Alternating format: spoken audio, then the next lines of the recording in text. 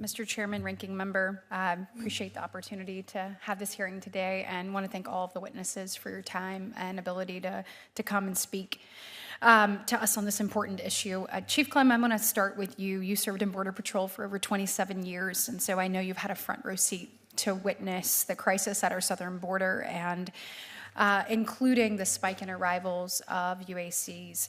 I know that you've talked a little bit about this today, but specifically, I believe we need to amend Section 235 of the Trafficking Victims Protection Reauthorization Act of 2008, which is primarily the loophole that is used in our laws to incentivize the illegal immigration of UACs to our southern border. I've been proud to co-sponsor a number of bills that will actually do just that, but it's also worth noting that historically that has been a bipartisan position. Patriots, what you're about to hear should make every red-blooded American furious. Our government is wide open at the border, and instead of protecting us, they're protecting loopholes that put our families in danger. This hearing just exposed how broken the system really is, and how Washington politicians are gambling with our lives. Before I dive in, do me a favor, smash that like button, hit subscribe, and share this video everywhere. The mainstream media wants this buried, but we are the media now, and it's up to us to get the truth out. June 2014, President Obama sent a letter to congressional leadership asking Congress to amend this act, and even the Washington Post editorial board followed suit in August of 2014. Can you explain to everyone how Section 235 of the TVPRA has incentivized illegal migration of UACs to the southern border, particularly UACs from non-contiguous countries? I'm going to do my best to recall that specific section, but what I understand, TVPRA, and especially having worked up in Washington, D.C. as the CBP head for the President Obama's executive actions during that time frame when we saw that initial push of UACs in South Texas, TVPRA allows for immediate repatriation to contiguous countries, Mexico and Canada. Right. What we need, and when you get to the incentivize, is why are we separating Canada and Mexico from all the other countries, especially those in our hemisphere, Central America, who are generally allies? Why would we not treat the UACs with a rapid repatriation once we've done an initial screening to ensure that they're not, trafficked or not victims of any kind of abuse? But once that cleared, we should treat them and get them back to their home country as quickly as possible, just like we would do with a Canadian national or a Mexican national. I think that would close a loophole and keep the family, because that's oftentimes what happens, the families are separated before they even get to our border.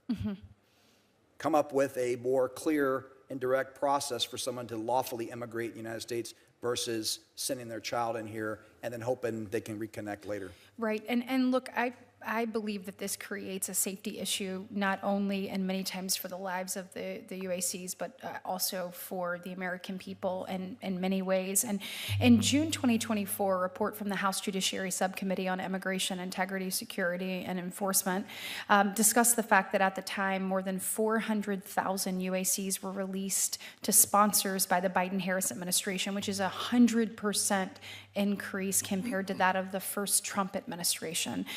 Most of them were teenage boys. And if you look at it, nearly 70% of UACs referred to HHS were 15 years of age or older. And in fact, only 19% were actually under the age of 12.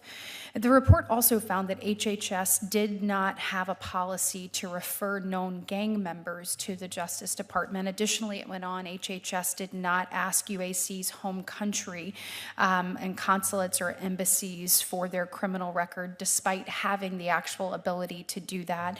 And HHS admitted that it did not currently have any secure facilities designed for the secure placement of UACs who posed a danger to themselves or those who had been determined to have a criminal record. So it's worth noting and remembering the Biden-Harris administration released a 17-year-old MS-13 gang member who had entered the country as a UAC and then went on to sexually assault and murder 20-year-old Kyla Hamilton. For the record, Kyla was an actual legal resident of Maryland, unlike others who we've heard a lot about in the last couple of months.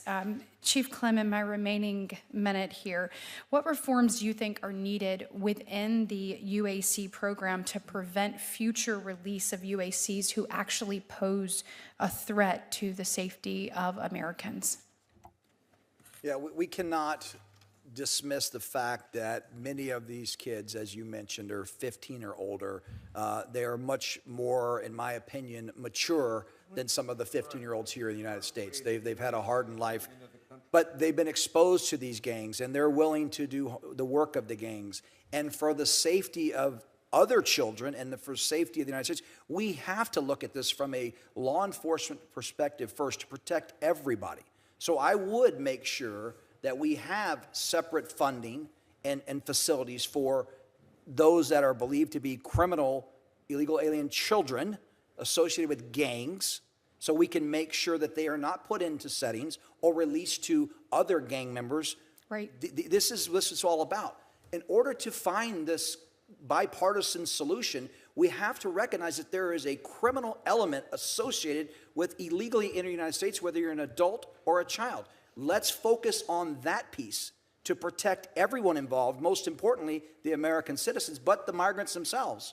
And then start taking small chunks at the immigration system overall. But we cannot sit there and broad brush and say every child over here and every sponsor is doing this for the right reason, because we've got proof the otherwise. So we have to put law enforcement as a priority first to protect Americans and these children. After that, you got an uphill battle on solving the immigration piece, but it should be a quick solution to target the criminal element involved in all of this. Thank you so much, Chief Clem, and I'll submit the rest of my questions for the record. Thank you. So, Chief, the 500,000 unaccompanied. All right, folks, here's the ugly truth. Section 235 of the Trafficking Victims Protection Act is a loophole big enough to drive a truck through.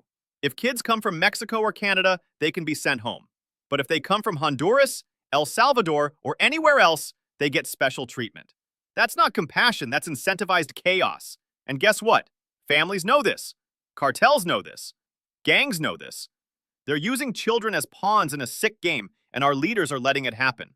Now, under Biden and Harris, over 400,000 UACs, unaccompanied alien children, have been dumped into our communities. That's double what happened under Trump. And here's the kicker. Nearly 70% of them are teenage boys, many hardened by gangs like MS-13. We're not talking about 6-year-olds with teddy bears. We're talking about young men trained by cartels, sent here to work for gangs. And what is HHS doing? Nothing. They aren't checking criminal records with foreign governments. They aren't building secure facilities. They aren't even flagging known gang members to the Justice Department. That's not incompetence, that's negligence on steroids. And then we hear about Kyla Hamilton, a beautiful 20-year-old American legal resident murdered by an MS-13 gang member who came in as a so-called child migrant. Patriots, Kyla should be alive today. Her blood is on the hands of these reckless politicians. Chief Clem is right. Law enforcement comes first. Secure facilities for gang-tied minors. Immediate repatriation and the end of this loophole madness. Americans deserve safety in their own communities. Here's the bottom line. If our leaders can't even protect our children from MS-13, then they don't deserve to lead. This isn't about compassion. This is about national survival. So I want to hear from you.